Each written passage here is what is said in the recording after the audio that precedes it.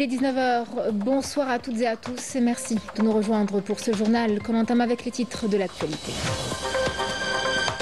Le président de la République a reçu aujourd'hui les ministres des Affaires étrangères du G4 qui comprend l'Algérie, le Nigeria, l'Afrique du Sud et l'Éthiopie.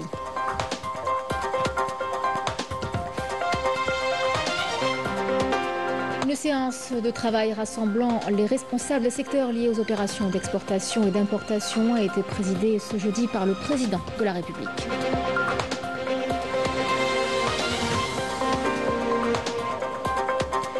Le président de la République a reçu aujourd'hui l'ambassadeur de la République libanaise qui lui a rendu une visite d'adieu.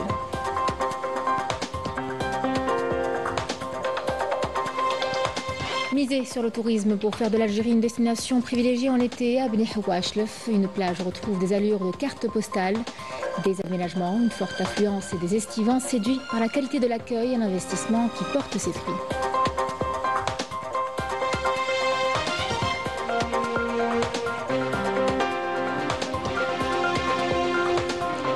Une première découverte de l'Algérie pour plusieurs jeunes athlètes africains venus participer aux Jeux africains sportifs. Le coup d'envoi des épreuves de tennis a été donné ce matin à Alger. Une première journée plutôt rythmée pour les 44 sportifs qui ont pris part.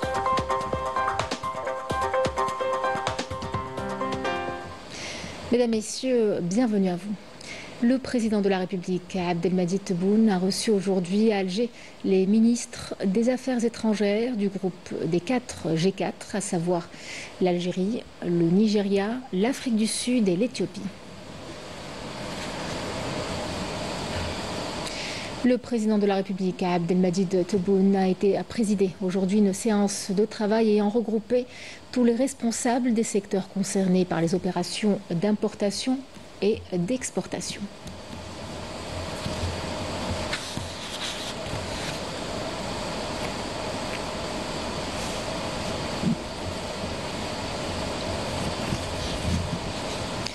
Le président de la République, Abdelmadjid Tebboune, a reçu aujourd'hui l'ambassadeur de la République libanaise, Mohamed Mahmoud Hassan, qui lui a rendu une visite d'adieu.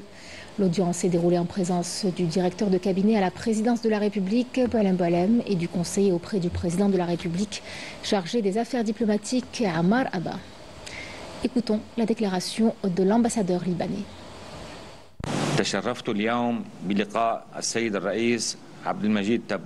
J'ai eu l'honneur aujourd'hui d'être reçu par le président Abdelmadjid Tebboune au terme de ma mission diplomatique en tant qu'ambassadeur du Liban, pays du cèdre et de la dignité.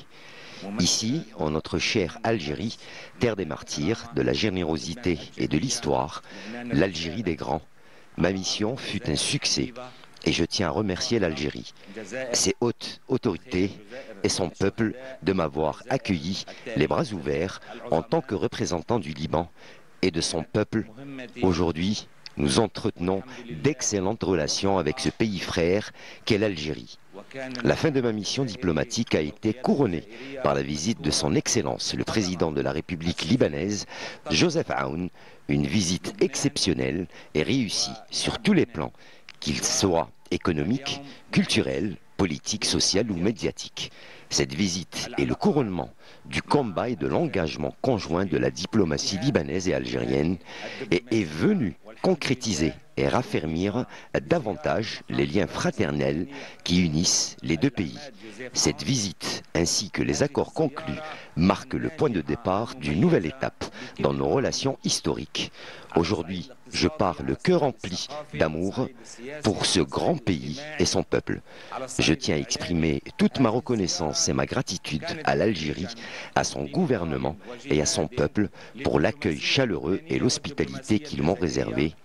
Une fois de plus, mes remerciements vont à l'Algérie, son commandement et son peuple héroïque, lui souhaitant davantage de progrès, de prospérité et une paix et une sécurité durable. En application des instructions du président de la République, Abdelmadjid Tebboune, portant ouverture d'une enquête approfondie suite au décès de supporters au stade du 5 juillet lors d'un match disputé le 21 juin dernier. Il est porté à la connaissance de l'opinion publique que la présidence de la République a reçu le rapport final de la part de la commission d'enquête. Il a remis à son tour aux juridictions compétentes qui ont été chargées de prendre des dispositions légales appropriées. Et justement, l'ouverture d'une information judiciaire pour négligence et imprudence ayant entraîné la mort de 4 personnes dans les tragiques événements survenus lors du match MC Alger-NC Magra au stade du 5 juillet a été ordonnée.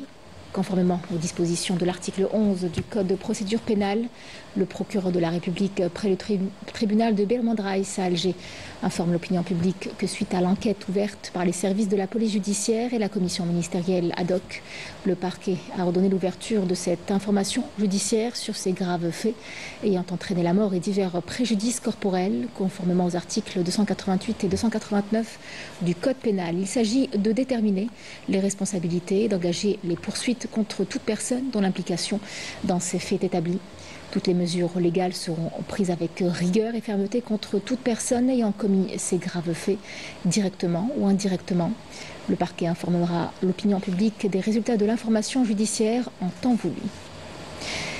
DJ Snake prépare un méga show en Algérie. L'artiste, adulé par des milliers de jeunes dans le pays, annonce un concert exceptionnel soutenu par un dispositif technique inédit sur le sol algérien. Le DJ entend par là célébrer ses origines qu'il revendique fièrement, ainsi que l'énergie de la jeunesse algérienne. Le comité d'organisation du concert de l'artiste international ainsi que l'artiste lui-même promettent un événement à la hauteur des attentes du public, que ce soit en termes de logistique ou encore d'accessibilité de la billetterie. Un show d'envergure calibré dans les moindres détails. Le ministre d'État, ministre des Affaires étrangères, de la communauté nationale à l'étranger et des Affaires africaines, Ahmed Attaf, a reçu aujourd'hui au siège du ministère le ministre des Affaires étrangères de la République fédérale du Nigeria, Youssouf Maitama Tougar, qui effectue une visite officielle en Algérie. La rencontre a permis de passer en revue les efforts communs pour promouvoir les relations de fraternité et de coopération entre l'Algérie et le Nigeria.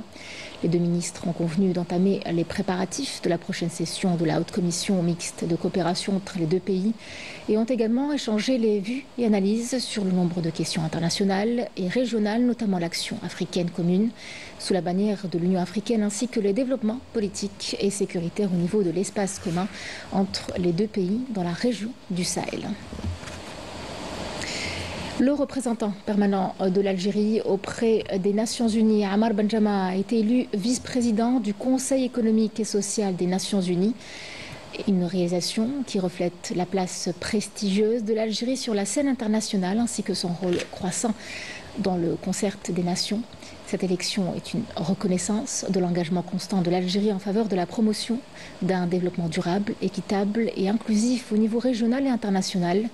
À travers ce nouveau rôle de leadership, l'Algérie entend plaider pour un modèle de développement équilibré, garantissant la justice économique et sociale, partant de sa vision nationale, fondée sur l'ancrage de la dimension sociale dans les politiques économiques.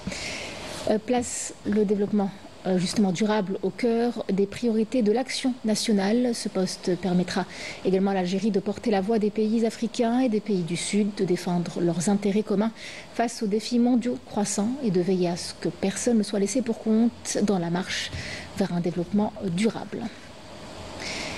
Nous vous emmenons à présent dans la région de Chlef qui attire de plus en plus d'investisseurs privés, des investisseurs qui veulent faire du littoral une destination estivale de choix. L'exemple ce soir à Bnihoua, où une plage a été entièrement réaménagée pour accueillir les vacanciers dans un cadre soigné et agréable. Un reportage de Badi Amarni. Place Tirza, à 9 km de Bnihoua, c'est dans ce site merveilleux que de nombreuses familles algériennes ont choisi de passer leurs vacances. Détente, sécurité et toutes les commodités sont à leur disposition dans cette plage, donnée en concession à un investisseur privé qui l'a transformée en un endroit paisible pour passer un été inoubliable. C'est dans ce beau décor, au niveau de cette plage à Bnihoua, que cet investisseur privé a choisi de planter ses parasols et ses tables. Mettant les estivants au cœur de ses priorités, il n'a ménagé aucun effort pour aménager cette plage acquise en concession. Tout est mis en place pour accueillir les estivants dans de bonnes conditions. Des services, des cabines de douche et des tentes VIP équipées en climatiseurs sont mis en place. Il y a un engouement des estivants. Les familles viennent ici pour en profiter de la plage et de la sécurité. Nous avons mis tous les moyens à leur disposition. Ici, les familles profitent pleinement de leurs vacances pour nager, se détendre et prendre un bain de soleil après une longue année de labeur. Oui, la plage elle est propre, calme. واحد يحب يشوف الطبيعة الغابة مع البحر حاجة فورميدابل. سي بارميون فاجينا ولا صح ان بلاج مانيفيك هايلة يعني مام نقية. تحرس بابا. La mer est belle, j'adore nager. Face à la mer, un projet important est en cours de réalisation par ce même investisseur dans le cadre du Programme national des zones d'expansion touristique, ZET. Lancé en 2018, ce projet a commencé à prendre forme timidement à cause de la pandémie de Covid-19 avant de reprendre effectivement et à une cadence soutenue en 2022. C'est entre mer et forêt que sont justement implantés hôtels et bungalows. Le projet consiste à la réalisation d'un hôtel de 50 chambres et de 105 bungalows. L'hôtel comportera aussi des annexes telles que piscine, aire de jeu. Ou le fil l'hôtel, il y aura aussi des activités telles que le sauna, la thalasso. On a bénéficié de cette assiette à l'occasion d'ouverture et création des aides au niveau de la Dara de Bni Hawa. En principe, il y a 6 aides. En 2018, on a eu le permis de conserver. Inch'Allah, d'ici une année, Inch'Allah, on va l'ouvrir, Inch'Allah. Ce projet intégré est un plus pour le parc hôtelier de la wilaya de Chlef, qui connaît chaque année un rush d'estivants curieux de découvrir les trésors naturels des régions de Tness et de Bni Hawa. Une avancée médicale majeure en Algérie. Pour la première fois, une greffe rénale par colioscopie, autrement dit sans chirurgie ouverte, a été réalisée avec succès à l'hôpital de Bab el-Oued à partir d'un donneur vivant. Derrière cette prouesse, des équipes locales et un expert international reconnu pour sa maîtrise de la chirurgie robotique. Un véritable tournant dans le domaine de la transplantation rénale dans le pays qui pourrait bien transformer la vie de milliers de patients souffrant d'insuffisance rénale, une pathologie qui touche actuellement près de 30 000 personnes en attente de greffe. Yasmine Chouir. Il est très tôt le matin. Au CHU de Bab el-Oued, dans le service de chirurgie thoracique, l'équipe médicale est déjà en place, concentrée. Ce matin, une opération exceptionnelle s'apprête à commencer. Une greffe rénale avec prélèvement du rein sur un donneur vivant. Actuellement en Algérie, toutes les techniques chirurgicales en fait consistent à prélever le rein chez le donneur par voie ouverte. L'inconvénient de ces techniques malheureusement, c'est la douleur post-opératoire, le délai de récupération ainsi que le séjour hospitalier qui est long. Donc avec la technique de célioscopie, on a réussi à réduire la durée du séjour hospitalier. Leur offrir les suites opératoires les plus légères possibles pour potentiellement encourager le plus de monde possible à donner autour de soi. Enfin, Sadaqa Jariya, c'est une chance pour tous les patients qui ont la chance d'être greffés. Là, c'est un enfant qui a reçu un don de sa mère. Donc, on le lance un petit peu dans une nouvelle vie. Le don d'organes reste pourtant un sujet sensible en Algérie. Entre hésitation culturelle, croyances et manque général de sensibilisation, de nombreuses vies restent suspendues à une attente, parfois trop longue. Pourtant, le don d'organes pourrait sauver des milliers de vies chaque année. بنيتي منين نجو نمدوا لها لا مثلا لا بني ما تقدروش قول ما كاينش اللي يدعمك وقال لك لا تقدر تمد راحت بنيتي بين يدي مسكينه اخر وصاياها توصي يا ماما انقذي وائل يا ماما انقذي وائل كنت في السوره هنايا باب الواد قالت لنا لازم تمدي تنقذي وليداتكم صدت لي هي قالت لهم ماما تمد كليه عندها كليه واحده تمدها الوائل وهي حيه وهي يقولوا لها باللي ماماك تمد تقول لهم لا تمدها الوائل مديت الوائل. Les malades que vous avez interrogés ont une meilleure qualité de vie, les parents sont contents de voir leur enfant et leurs parents avoir une nouvelle vie, une autonomie dans la vie, ne pas dépendre d'une machine. On a de très bons résultats partout en Algérie, toutes les équipes maîtrisent maintenant les techniques et le processus de la greffe rénale, de la préparation à l'intervention et au suivi. Comme Telja dans le bloc aujourd'hui, c'est une mère qui offre un rein à son fils. Ce geste ne sauve pas seulement un malade, il transforme toute une famille, tout un équilibre de vie. Et cela peut être le cas pour de nombreuses autres pathologies. Il faut penser aux patients insuffisants hépatiques sévères, les patients insuffisants cardiaques, les enfants avec les malformations pulmonaires, la fibrose pulmonaire, la greffe pulmonaire, les diabétiques sévères avec des diabètes incontrôlables, on peut faire des greffes pancréatiques. On a terminé l'intervention, le rein a été prélevé, la maman bientôt va être extubée. Donc, comme vous avez vu, on a refroidi le rein comme deuxième temps, ou bien ce qu'on appelle le temps intermédiaire entre le prélèvement et l'implantation. Et maintenant, le rein il est dans la deuxième salle et le professeur Sahaoui il va implanter le rein. Le don d'organes, c'est l'opportunité de redonner la vie.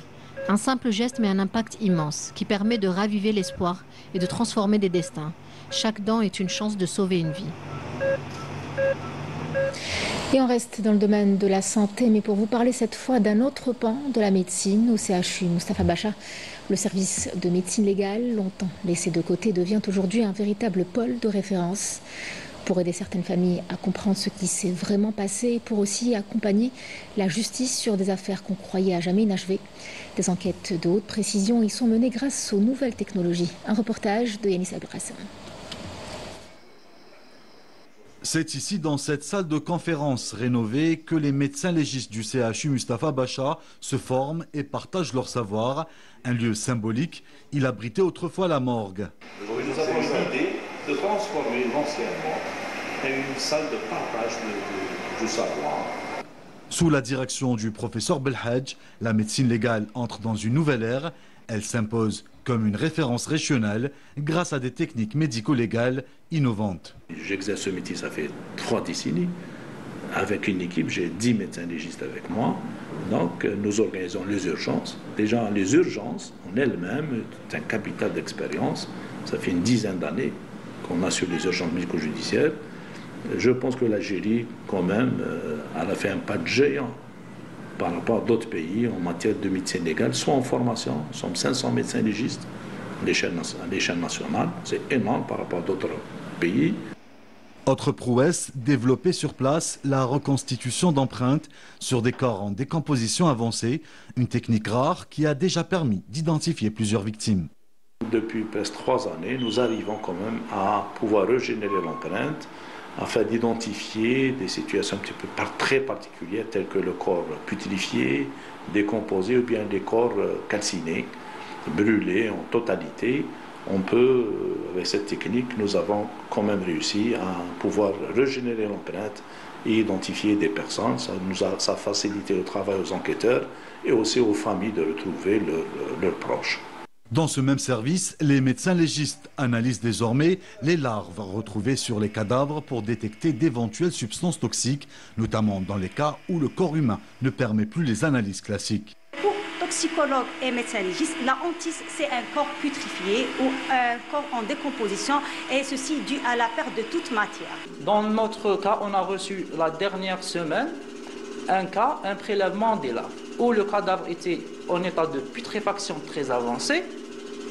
Donc après avoir extrait les substances présentes dans les larves, on a pu détecter la prégabaline et la cocaïne dans les larves. Il faut savoir qu'on participe aussi dans un exercice de collaboration internationale avec l'ONUDC. On nous envoie des échantillons biologiques ou des produits de CISE. On va les analyser, on envoie nos résultats. Nos réponses pour cette année sont tous justes, que ce soit pour le qualitatif et le quantitatif. Et cela veut dire qu'on travaille dans des conditions qui répondent aux normes internationales. Les autopsies se modernisent aussi grâce aux scanners post-mortem. Elles peuvent être menées sans incision, avec plus de précision et moins de traumatisme pour les familles. Ça nous donne la possibilité de bien explorer le corps humain à la recherche de violences, de traces récentes ou anciennes. Ça nous permet de garder la preuve scientifique et de la partager avec les enquêteurs, avec le procureur ou les juges d'instruction. L'Algérie, avec l'utilisation de ces techniques, ces outils, nous sommes en train de suivre tout ce qui se fait à l'étranger. Une unité spécifique a été ouverte pour les enfants victimes de violences. Il est conçu également de façon à assurer une formation ciblée pour les professionnels en alliant expertise médicale et accompagnement psychologique. Nous avons numérisé toute la procédure et nous avons créé à côté de cette unité une psychologue formée justement dans la prise en charge des enfants victimes de violences avec tout l'environnement adéquat. Au CHU Mustapha Bacha, la médecine légale se transforme en profondeur, à la fois outil judiciaire et engagement humain. Ce service devient un modèle algérien appelé désormais à partager son expérience au-delà des frontières. Dans l'actualité aussi, la situation qui reste des plus tragiques à Gaza. Chaque jour, les images qui circulent sur nos écrans montrent l'impensable, des familles entières anéanties, des corps déchiquetés et des enfants affamés. Oui, l'affamement est utilisé par l'entité sioniste comme méthode de guerre dans l'enclave. Une région où il ne reste presque plus d'hôpitaux et même les centres d'aide humanitaire sont piégés, pris d'assaut. Absolument tout est bombardé sans aucune distinction. Aujourd'hui, près de 20 Palestiniens sont tombés en martyrs suite à des tirs des forces d'occupation sionistes. Certains d'entre eux attendaient de l'aide humanitaire au nord de Rafah, dans le sud de l'enclave. Des dizaines d'autres ont été blessés, dont la plupart sont des enfants. Du sport à présent, avec du football, le derby algérois entre le CR Belouizdad et le MC Alger, double tenant titre, et le classico entre le JS Kabylie et le SM Alger constitueront les deux affiches phares de la première journée du championnat de Ligue 1 Mobilis, dont le coup d'envoi sera donné le 21 août prochain, selon le tirage au sort du calendrier du championnat effectué ce jeudi par la Ligue de football professionnel. Le MC Alger entamera la défense de son titre face au CRB à huis clos, alors que la JS Kabylie, vice-champion d'Algérie, disputera son premier match face à l'USMA, détenteur de la Coupe d'Algérie 2025, au stade Hossein Nait Ahmed de Tizi Ouzou. Cap à présent sur les Jeux africains sportifs avec le coup d'envoi des épreuves de tennis ce matin à Alger. En simple comme en double, 44 jeunes athlètes venus de tout le continent foulaient les cours du tennis club de Badjarrah. Une première journée plutôt rythmée et pour beaucoup d'entre eux, cette compétition est aussi l'occasion de découvrir l'Algérie pour la première fois. La couverture est signée Riyad Belkhatem. Cette première journée a été consacrée au premier tour en simple et en double. Les matchs seront plus compliqués et serrés dès le second tour avec l'entrée en lice des têtes de série dans les différents tableaux. L'Algérie, pays hôte de ces Jeux, participe avec 8 athlètes, 4 garçons et 4 filles. L'équipe des garçons est présente avec Kamil Cheboub, Yassine Merghari, Nasser Ghouli et Fares Blamiri. Celle des filles est composée de Kautar Abidat, Nora Laouchouran, Houda Ben Amr et Lydia Alsqi. Abdelhaq Hamr Al-Ain, capitaine de l'équipe nationale senior et membre de la direction technique nationale, revient sur la compétition et les objectifs de la Fédération algérienne de tennis. C'est le premier jour de la compétition. Il y a 25 joueurs chez les garçons et 22 joueurs chez les filles. On a eu notre représentant, M. Belhamiri, qui a remporté facilement son match aujourd'hui. Notre objectif principal, c'est d'avoir les médailles d'or en simple et en double chez les garçons et chez les filles. Et j'espère qu'on va l'obtenir. On va tout faire pour remporter les médailles d'or, Inch'Allah. Il y a les Tunisiens qui sont forts aussi et peut-être ça va jouer entre les deux nations. Outre l'Algérie, le pays hôte, 14 nations prennent part à ce rendez-vous continental. Et tous sont ravis de découvrir notre pays, l'Algérie. Oui, c'est la première fois qu'on vient en Algérie et c'est la première participation pour les Comores à ce genre d'événement scolaire africain. On a trouvé les Algériens très chaleureux, très sympathiques et très conviviaux. C'est un plaisir pour nous de découvrir ce pays et de rencontrer divers jeunes de plusieurs nationalités. J'ai aimé juste la façon que les gens traitent les gens qui viennent visiter chez eux.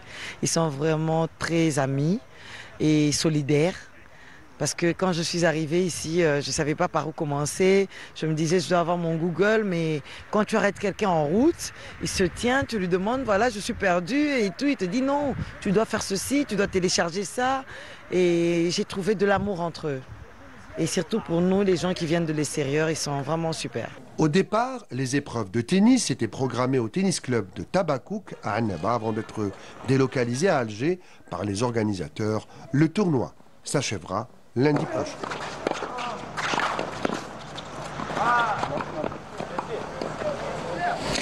C'est la fin de ce journal. Je vous remercie de l'avoir suivi. Je vous retrouve demain pour l'édition de 19h. Excellente soirée avec la suite de nos programmes sur Canal Algérie.